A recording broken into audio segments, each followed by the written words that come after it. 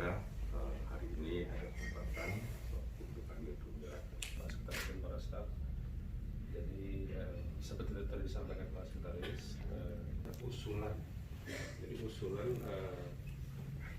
rencana anggaran biaya pilkada 2022 hard copy juga ada soft copy-nya lengkap, ya, termasuk dasar-dasar hukum yang melatar belakang penyusunan anggaran biaya yang kita usulkan.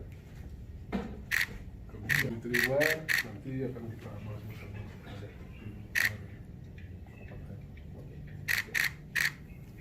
Jadi dari seluruh KIP Kabupaten Aceh, KIP Aceh memilih 1,5 yang dibagi